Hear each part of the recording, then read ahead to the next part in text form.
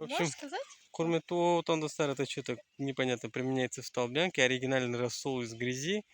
Столбники. Столбник Е.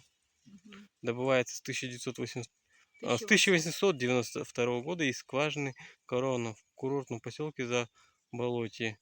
Мгм. Солянка из глубоко расположенных залежей целебных вод йодинных рассолов. Это натуральное сырье, подтвержденными целебными Ого, свойственно. свойствами. Свидетельство номер 1 от 2014 года издано.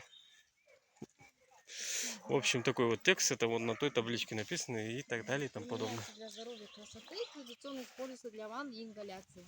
Угу. И мы идем дальше на вон и ингаляции.